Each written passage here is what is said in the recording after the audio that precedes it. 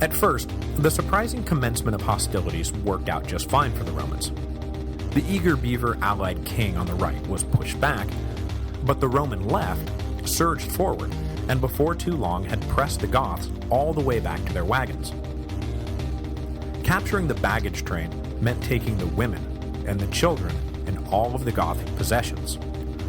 Another half an hour maybe, and the Romans would have won Adrianople outright, accidental start or no accidental start. But then the cavalry arrived. Literally, the cavalry arrived.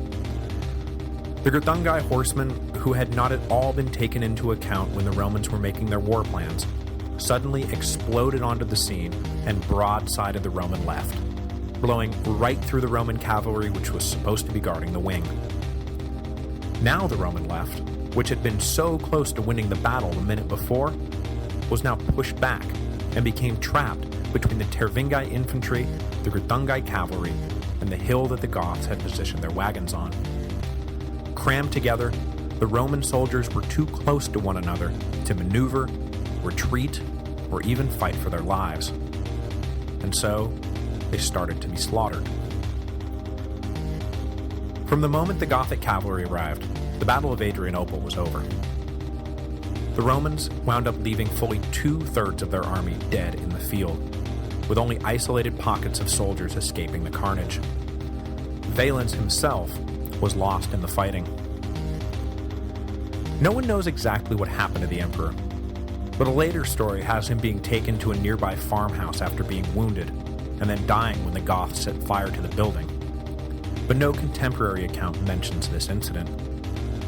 In all likelihood, he simply fell anonymously in the thick of the fray, and was never heard from again, becoming the second emperor in Roman history to die in battle, following the ignoble example set by Decius at Abritus 125 years before.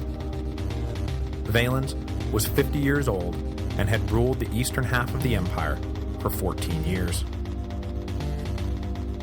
It is difficult to overstate the significance of the Battle of Adrianople. Though you cannot trace the fall of the Western Empire back to any single event, more people have tried to trace it back to Adrianople than just about anywhere else. I should mention, though, that there is one area that the significance of Adrianople is often overstated. For years, military historians repeated a line about how the decisive role played by the Gothic cavalry in the battle changed the nature of armed conflict in the West. In this telling, Adrianople serves as the dividing line between the infantry battles of antiquity and the heavy cavalry battles of the medieval period. That is, that once everyone saw how effective the horsemen could be, they dropped their old infantry model and picked up a shiny new cavalry model. Except, as we all know, the Romans and everyone else were already well Adrianople and had long ago adopted a more horse-reliant model for their armed forces. How long ago did I introduce Gallienus's mobile cavalry force? Something like 40 episodes back, right? To say that the world woke up on the morning after Adrianople and said, "My God, cavalry is now the thing," is to just ignore a whole century's worth of history. It's a minor point, but since it's a point often wrapped up in accounts of the battle, I figured I'd just go ahead and join in the debunking of it.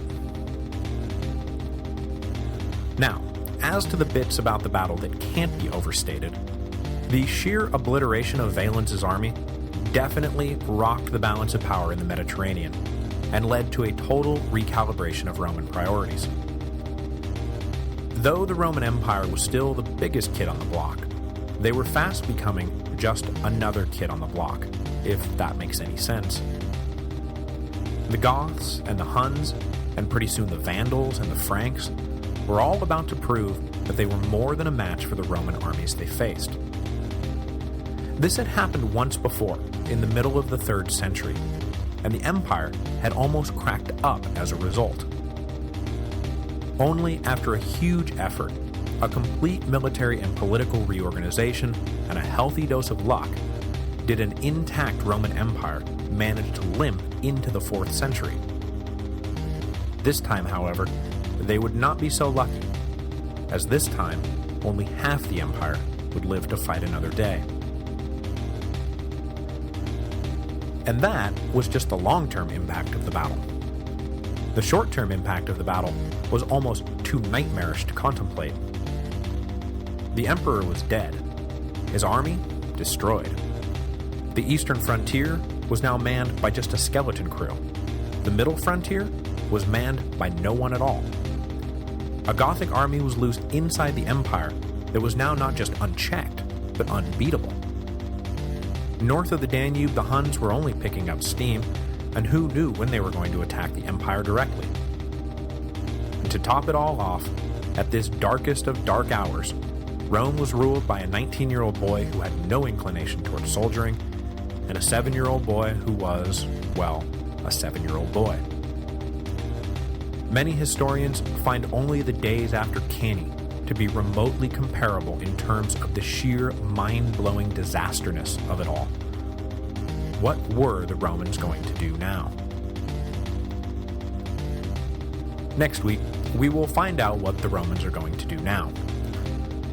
Without a capable heir ready to step in and rule the East, Gratian will be forced to look outside of the family and turn to the son of the man that his father Valentinian had turned to time and time again to mop up the worst messes in the empire.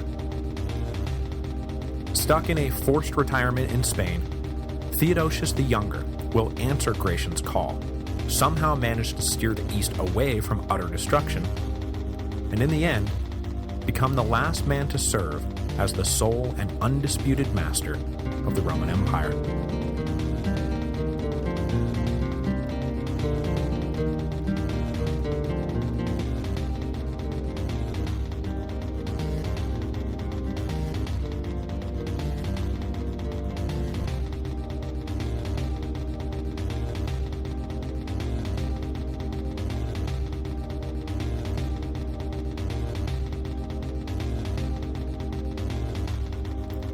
This week's episode is brought to you by Audible. As you know, Audible is the internet's leading provider of audio entertainment with over 100,000 titles to choose from. When you're done with this episode, go to audiblepodcast.com/Rome. That again, audiblepodcast.com/Rome. By going to that address, you qualify for a free book download when you sign up for a 14-day trial membership. There is no obligation to continue the service, and you can cancel anytime and keep the free book download. You can also keep going with one of the monthly subscription options and get great deals on all your future audiobook purchases. This week, I am going to go with a recommendation from listener Melinda, Into Africa, The Epic Adventures of Stanley and Livingstone, which delves deep into the story behind one of the most famous introductions in history. Just remember to go to audiblepodcast.com/Rome so that they know who sent you.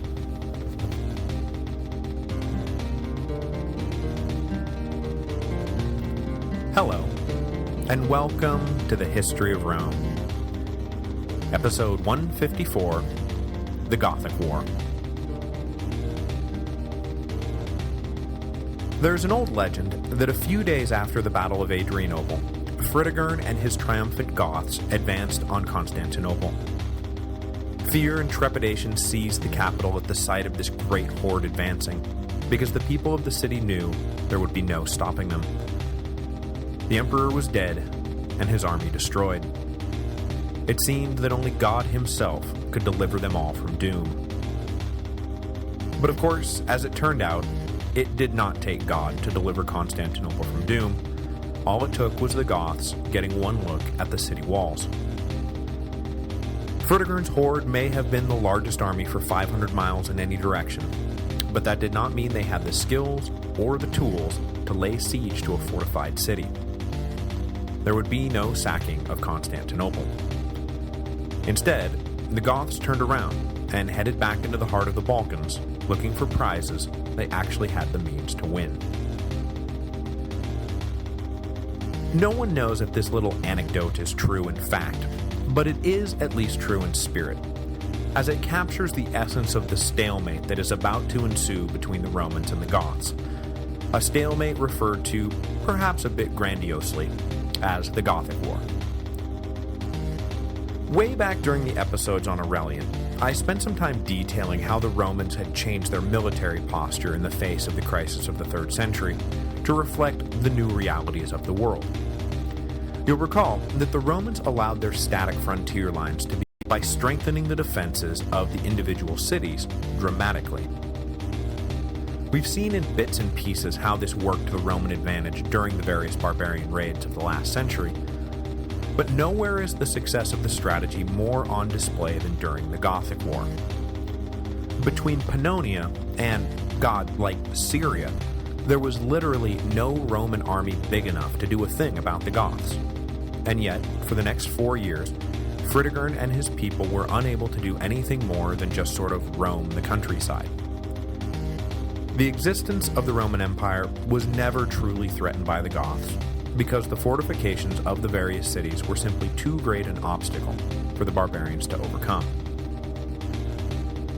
So, like I said, the Gothic War played out as a stalemate. The flip side to the Gothic inability to capture fortified cities, though, was the Roman inability to defeat the Goths in open battle. Obviously, in the immediate aftermath of Adrianople, the Romans were unable to confront the Goths in the field.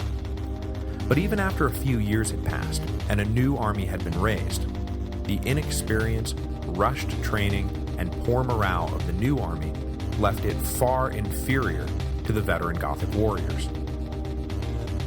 So both sides struggled on, scraping up supplies as best they could, until everyone realized that some kind of settlement needed to be reached.